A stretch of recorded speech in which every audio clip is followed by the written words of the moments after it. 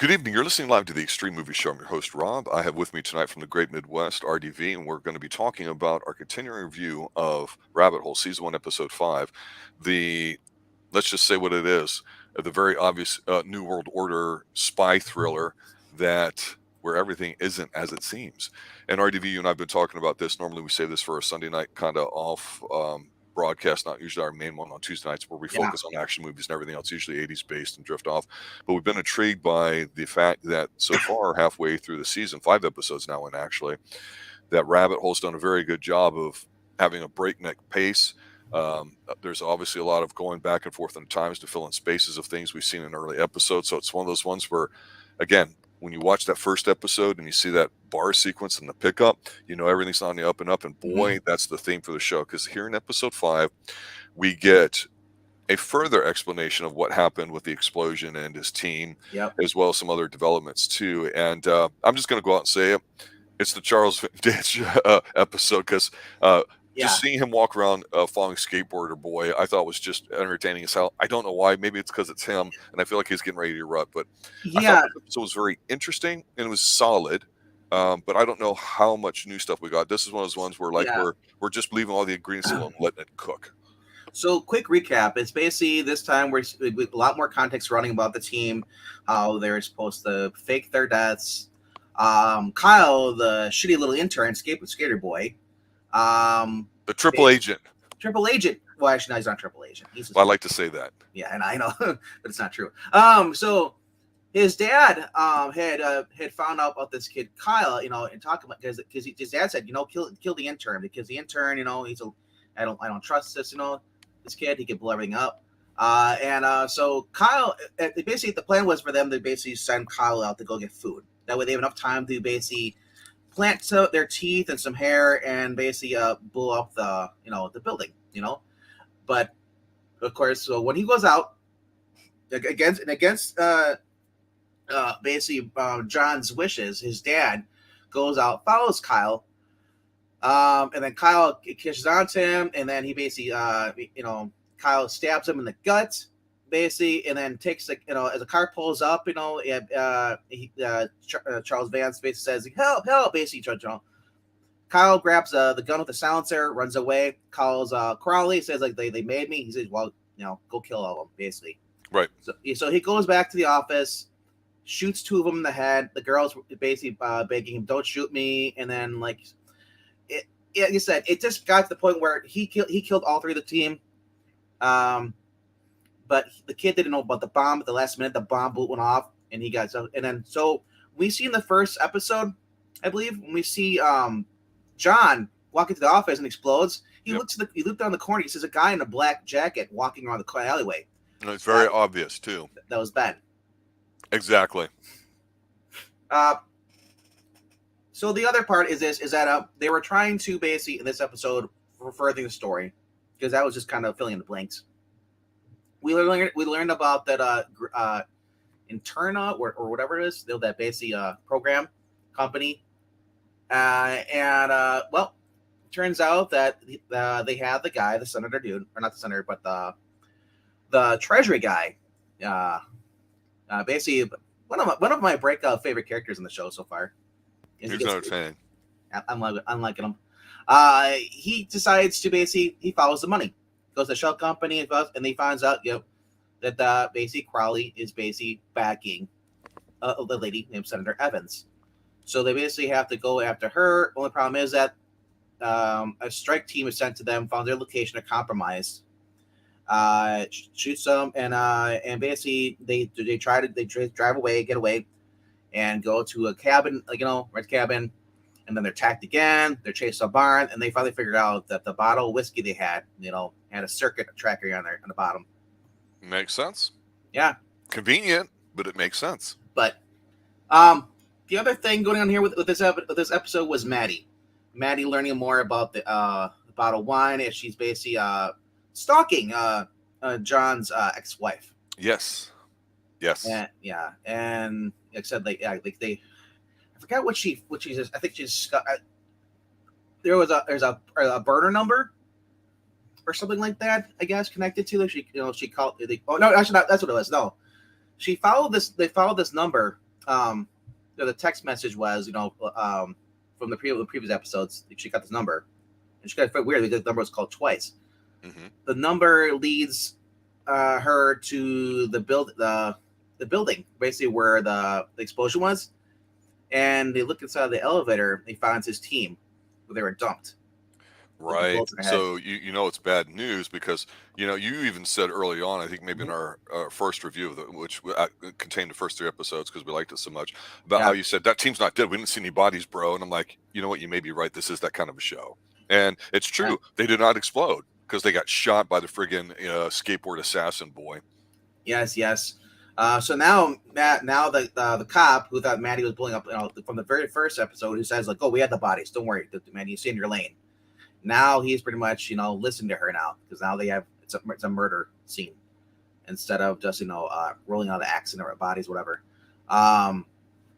So that's going on, and the biggest plot reveal in this so far, and this is a huge spoiler if you're not watching the show, is that he was during this episode we saw John dialing these 300 numbers. Like, what's going on here? Why is he dialing all these numbers, phone numbers, crossing them out? He's trying to figure out who the last person was that called Vance.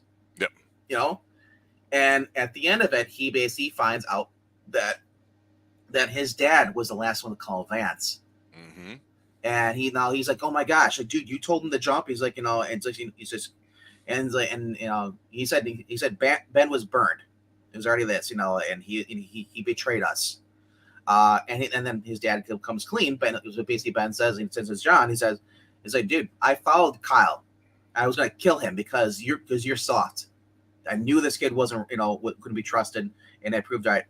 The only thing that his dad, because Ben reveals that the whole team's dead. That the intern killed all his friends. They're dead. So the only problem, or at least it's still unresolved thing between them, is that his dad's still keeping a secret about the stab wound. Yes. Is it a stab wound? Yeah, which he was basically drinking the whiskey earlier, and they kind of complained about it. That's enough for you, and he's like, "No, I'm not pickled. This is just really good." Mm-hmm. A lot of information processed in here too. We still can't really trust. I'm trying to remember what her name is. Her name's Haley, I think it is. Haley. Yeah. Haley, I still don't trust. She's a honeypot. I think she's working for somebody else, for Crowley, probably. Absolutely. Yeah. Yes. Oh, of course. Because she go ahead. I'm gonna follow up on this, but go ahead. Yeah, like I said, I just don't trust her. Like I said, we've learned now that not everything what you see is what's happening, and they've made it clearly evident with everything that's going on in the past couple of episodes. So I mean, Haley's trying to oh, don't you trust me? She's gonna try to get the whole psychological, try to be his friend, trying to open up to him. She said, "Oh, Valance was your friend. You confided in. Oh, you really don't give a that." It's like, I don't have any of those. So you could just come through and just tell them anything. I'm thinking, like, dude, do not trust her. Although she has warned them at the cabin, she happened to walk by. Whether she did that on purpose. Yes, that's hell the thing. Yeah. Because she's softening him up. She's trying to get him on her side. She's playing psyops with the dude. So she banged him, and now she's acting like she was wanting to leave, and this and that. Well, no, now everybody's out for me. And oh, by the way, yeah, you can't trust me because I stole $26 million. But I guess I should have told you that. Yeah, Cedric Crowley. I think he was revealed, wasn't he, in the episode? They showed the guy in the office. Yeah. Yeah, that's Crowley. And they brought the infinite. So you see this guy in this room, in the glass room, the glass windows up, and you see him talking to this guy, and he sends basically he's the one that sends the goons. That I believe that is Crowley. The girl though, as I said, the girl obviously is either she's basically just got at this point she's got to be working for Crowley. I would be really, it blew my mind if she wasn't working for him in this longer time, because he said it's such a, I love what he said. John said, he's like, it's such a hard thing, trust, it's like, it is, because and especially in the world that he lives in, it's like, you trust someone, you're putting their life in their hands, and it's like, I love the fact that that this show is throwing more curveballs, explain more, because I was like, because you said last episode, remember you said that as far as having the group, you don't like the team being alive, You know, Mhm. be kind of cheap. Well, it's kind of like I didn't. Like I said, because I called it too. The team's alive. No, they're not. Well, the Yeah, biggest thing that I mentioned, and it got brought up in chat here a moment ago, is that we're seeing a lot of these very deliberate scenes, the way they're filmed and the way they're shot. And so we know that we should be looking at and watching them, but with everything that's happened, we go, well, we can't believe any of it's happened. And so I think they've done it so much where they're conditioning us where we just go, hey, it's cute to see the office blow up, but yeah, whether a team's there or not, I don't care because you're going to tell me one way or the other. If I think they're dead, they're not going to be. And it's unfortunate because that's a bit of the smoke and mirrors that okay, really you got to get out of it and have some meat on the bone here. And I think at the fifth episode here, hopefully we're transitioning to that because to your point, the conversation they have about trust and all that, yeah, she seems most obvious here. Like I don't trust that bitch. She's given us no reason to do that, and we see where his father's believable. Like, yeah, you should listen to me, and here's why. And he goes, when I look at you, and there's some good lines in here. He says, son, the reason why I didn't tell you is because I don't know how to. When I look at you, I see you as like a little boy still where that needs protection. And I know you're not, but that's how it is. And he goes, I've made all these mistakes around the world, and so I just don't want to see you do it. And it's basically he's saying, hey, this is just part of being a father. It clouds my vision. And so you can't take that away from him. It's not like he's being a complete dick. He's because he's not. He's just old school. And when you've lived that long, you're going to be super cynical. And unfortunately, he hasn't got to that point yet. And hopefully he will and get not necessarily bitter, but a bit more of that because he almost comes across as a little bit of a whiny boy until he figures out what's going on. I want him to have a little bit more of a steely reserve. I understand he's going through a lot, and his best buddy died. I mean, it wouldn't be a reach to sit there and say, "Hey, maybe they faked his death too," which is stupid. yeah. But some of the interesting things is that jumped out at me in this episode was skateboarder boy. Yes, he goes to stabs Vance, and a car comes up, and so Vance does the right thing. He's like help, help, help, and the kid grabs his gun and just kind of runs off, and he's like fuck, fuck, like he didn't mean to kill him, but he's doing it. So it's like he's going above and beyond what his normal duties are for who he's working for. But then his girlfriend calls him, and of course he's kind of keeping up a facade with her. It's implied, I think, like when we see them, even though they do some activities together, he's like, "Baby, I'm at work. You know that." And she's like, "Yeah, but you told me you'd be here right now." And it's like, She's clingy. He calls her "Yeah, clingy. yeah." And he says, "Don't be that." But she's like almost yelling. I'm like, "Well, you need to be here now." And it's like she's not calling this phone call. Obviously, is not her calling to be clingy.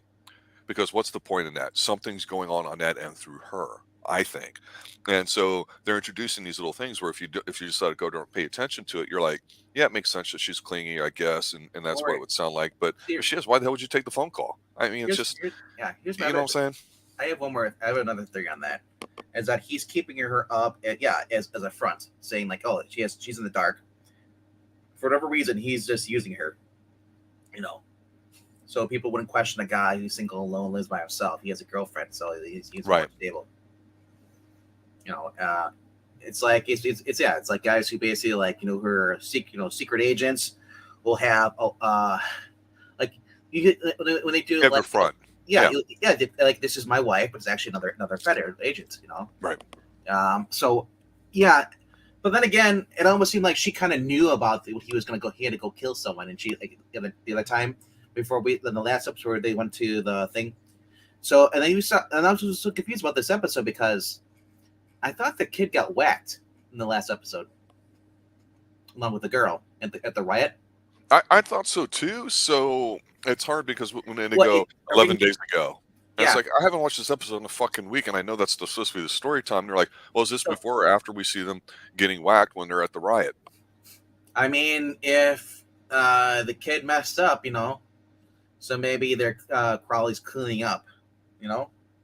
Yeah, Because, and so I think they're gonna when they do the previously on Rabbit Hole at the beginning, they're yeah, gonna have to include that. So when they reset for the next episode, and that's what gets a little exhausting about the show. There's so much in it and the way they're trying to tell the story.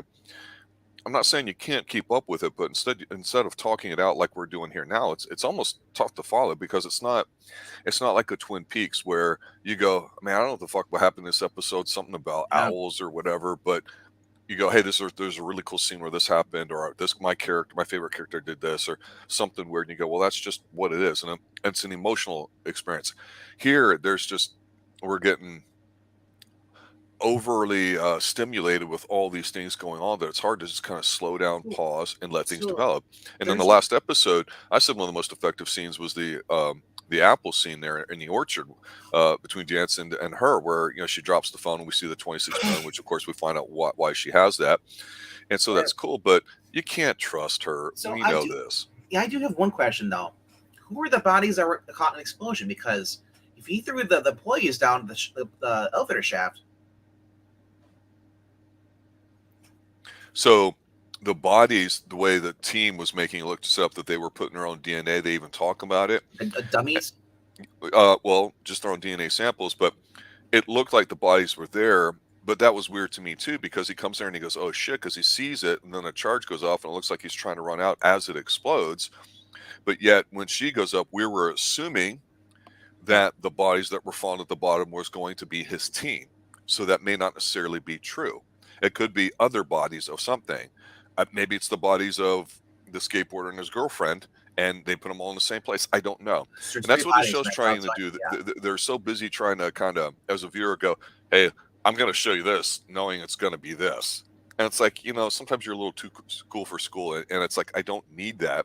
Do it in such a way where this, develops. If they went chronologically and didn't have any surprises or shocks, I still think this would still be a very effective show. Yeah. And to clear up about how Maddie found the bodies in there. Where was I seeing that? I was looking at an article here. It helps you because I like taking notes, but sometimes these other websites have like really in-dense like notes, like it's like Yeah. holy crap. Yeah. So I was just trying to remember because it's I watched this a while ago. So basically, Maddie basically went to John's ex-wife's house, pretending to basically sell chocolates, for her daughter's soccer or whatever team. She goes. I like her. I like her character. Which one, the wife or Maddie? No, Maddie, the FBI Yeah. agent that the FBI guy was like, "This is our jurisdiction. Fuck you," and they're going at it. And she's like, she's not mad or bitchy at all. She seems like a mom that just happens to have an FBI license or something. Have you watched? It's cool in a way. It's different. If you watch Bosch, I've seen. I'm through season 2 of Bosch. she reminds me of Bullets. Okay. That does Maddie reminds you of like the Bullets, who is like the lieutenant. So like, Kind of. it doesn't take shit. I love it. That's what I like about it. So anyway, Maddie basically pretends to be selling chocolates, and she's able to get in the house, and then she notices the 2 wine glasses, and she's like, "Oh, okay."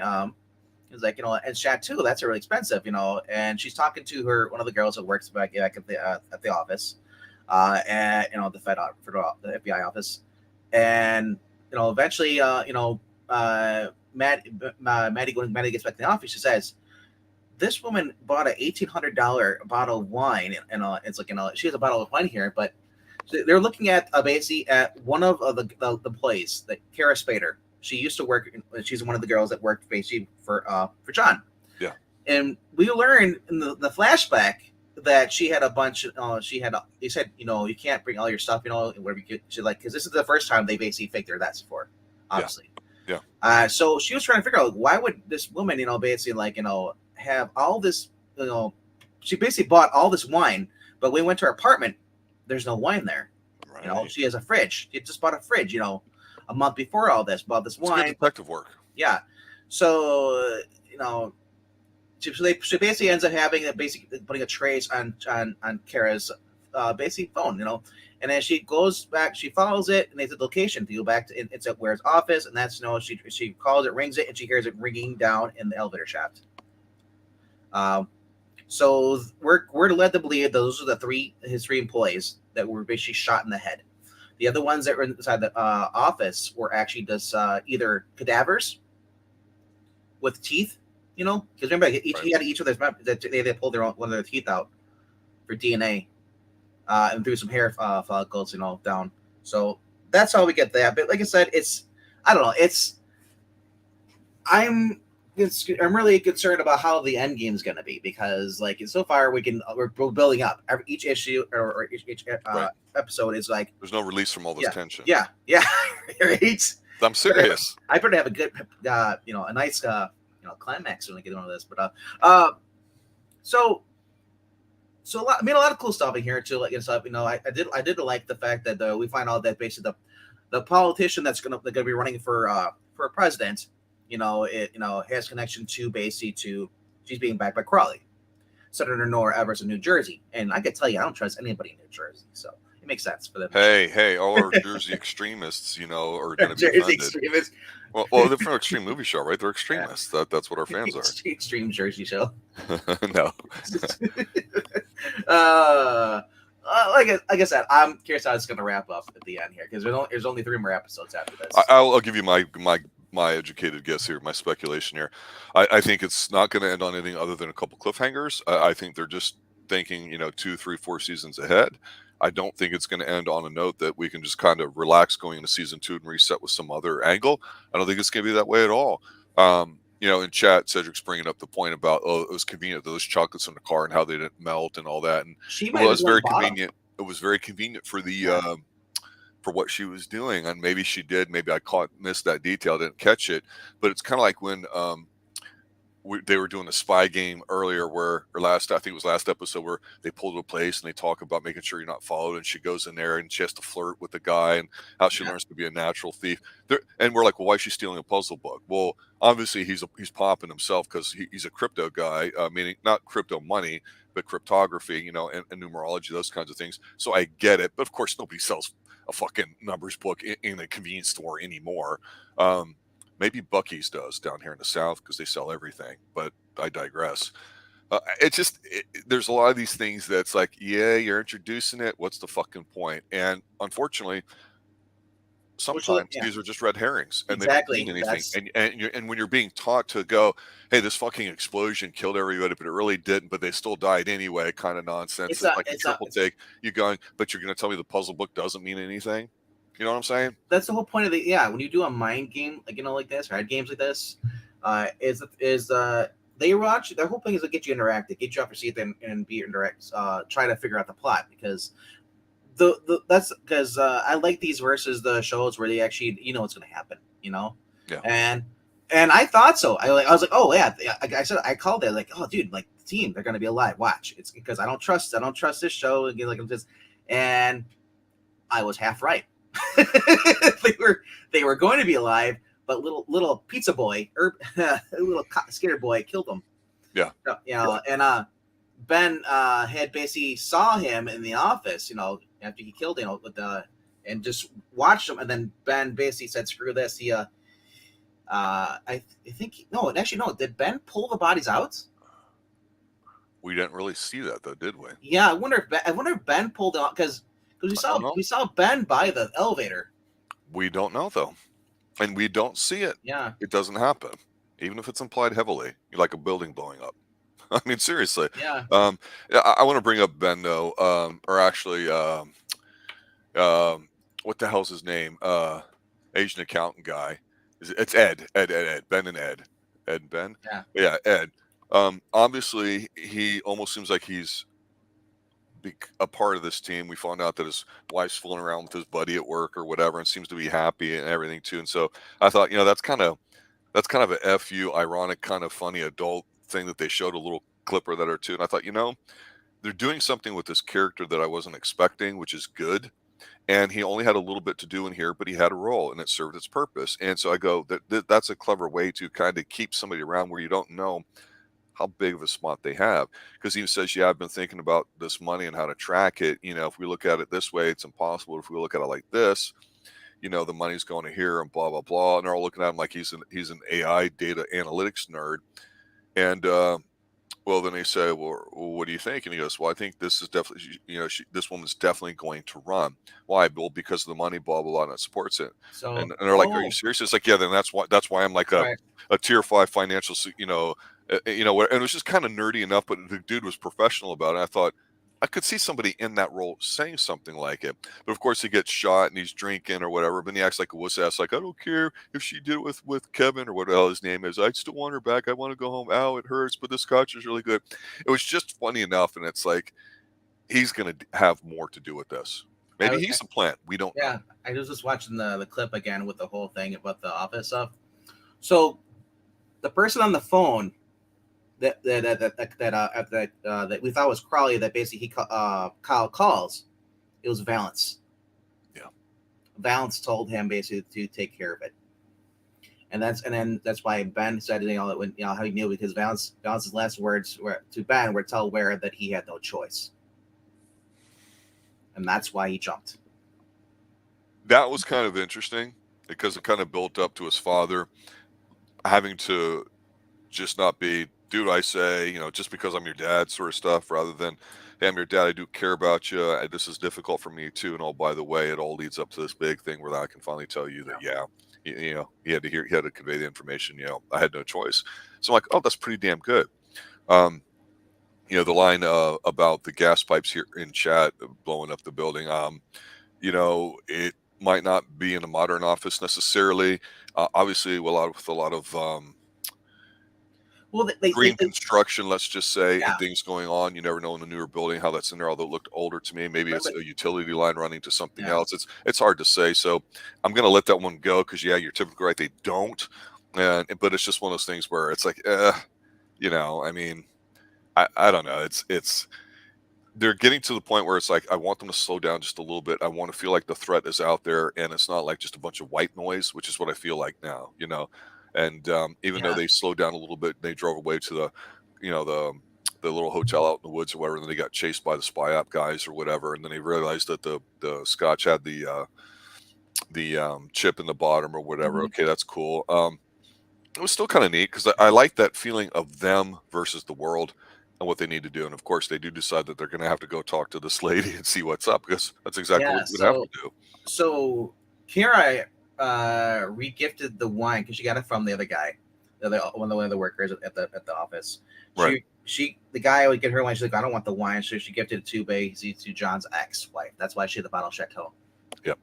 So as far as the explosion, they talked about it. He's like, because John's like, dude, we have people downstairs. I don't want them to be hurt. He's like, don't worry, because they're basically insurance guys, whatever. They're gone by 6 o'clock, 5 o'clock, whatever. They'll be gone. Accountants, I think on the floor Yeah, before, so they accountants. leave Yeah, right. yeah, It's they kind are. of funny poking fun of, but it's true. Accountants, Yeah, they go by the numbers. They're scheduled 5:01. They're out the door. yeah. So, yeah. So I mean, like I said, the next episode, they're going to talk to the senator themselves. They said, we've been playing defense. Let's go on offense.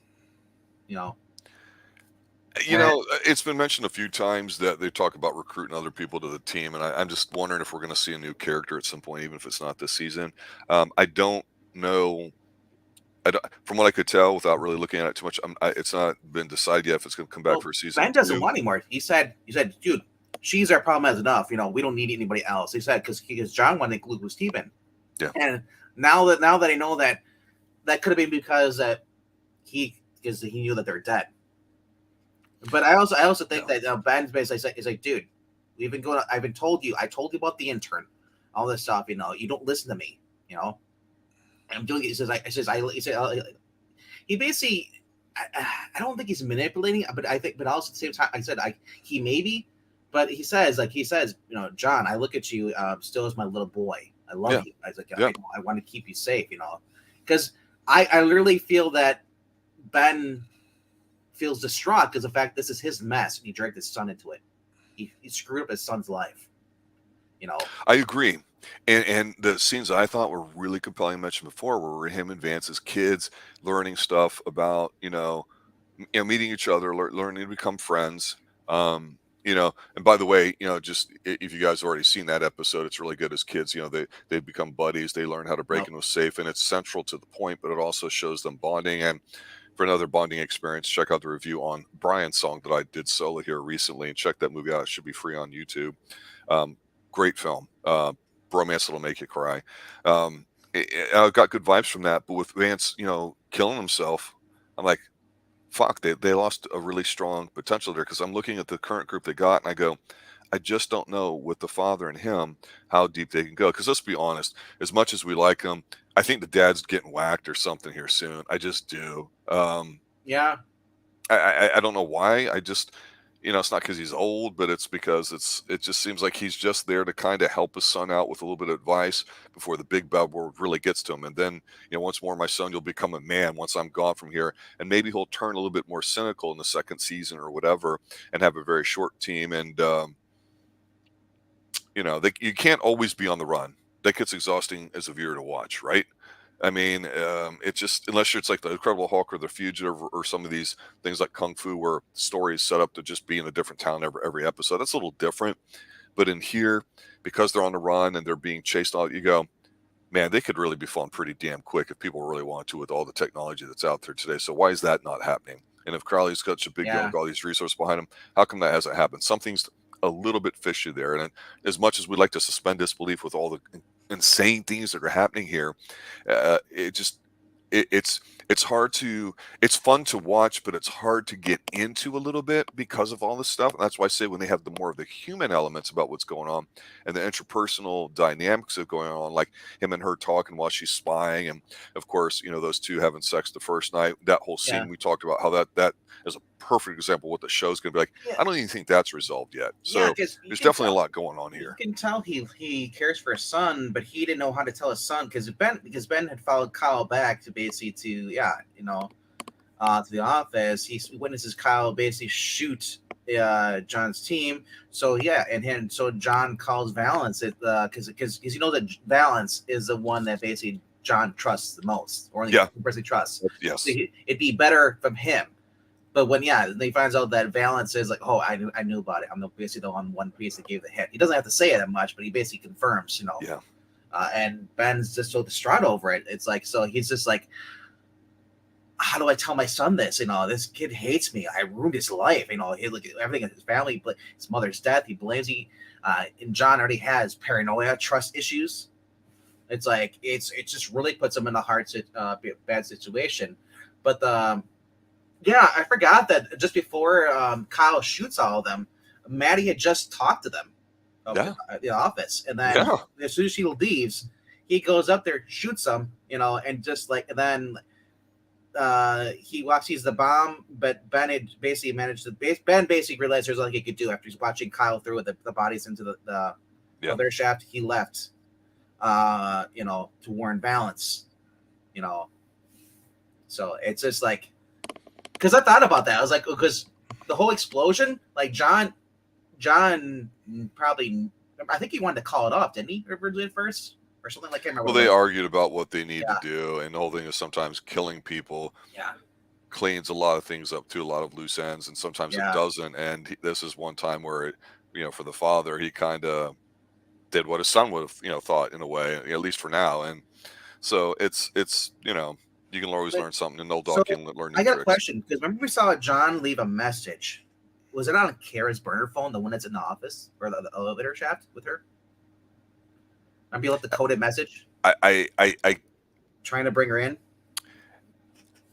I don't know, but obviously that was a message, where the 1-800, the 1-888, and then he smashes up, because they always do break something in every episode now, or break a wall, which is kind of funny. And then they make sure they show it. I'm popping when I see that. But yeah, that's obviously a thing for next episode too. So I remember like, that. Wonder if that's going to happen in the next episode, because now Maddie's like, the last person to call him was John Ware. But but if she looks at the phone, she'll see it's after. It was that day, so it wasn't before. Yes, I know. Like Ed in chat's talking about binging it. I think this is a definite way to do it, because you and I have always preferred the weekly episode drops. But typically, a show like this, you're like, man, it does make sense if you binge it a bit. Honestly, I would.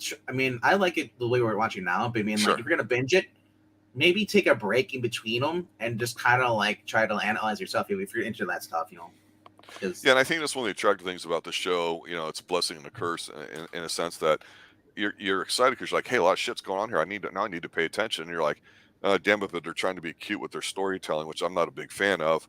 But it's enjoyable so far. I just want a little bit more of the emotional attachment to some of the characters and see all that. And then you have a story in there. The show should not be about the story, because who gives a rat's ass, Okay, NWO exists. What are you going to do about it? I'll talk to some chick from Jersey. That's not really compelling. It's just not. It's just a vehicle for what happens along the way. Well, and sometimes you got to slow down and just observe these people go through things. Like I said, that CEO that basically, that the guys went to, the double bags, they went to the building and talked to him.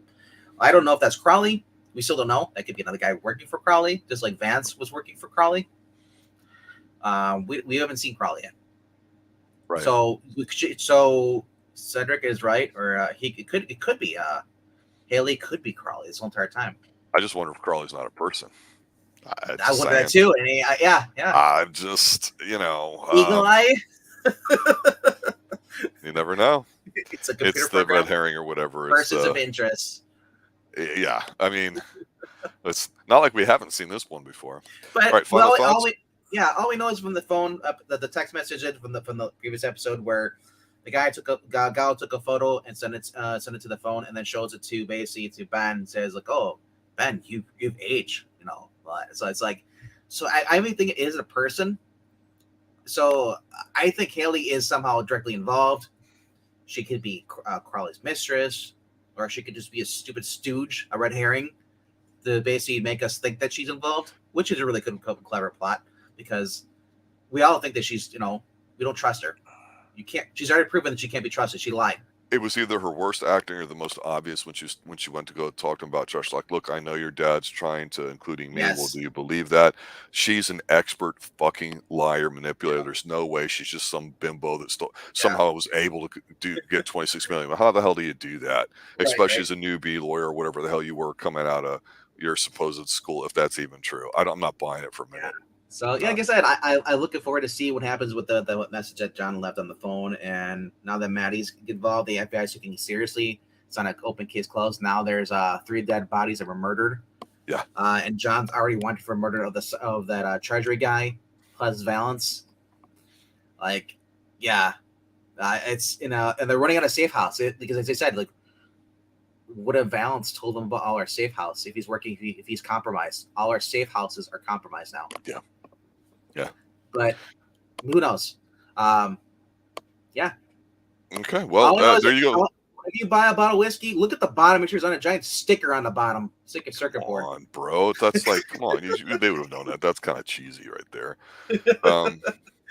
Yeah. So final thoughts for me is, it's a compelling episode. I think it's probably more interesting than captivating, but I definitely feel like it's starting to pivot with only a couple episodes left. I think that's a good thing. I give this a 4-star rating.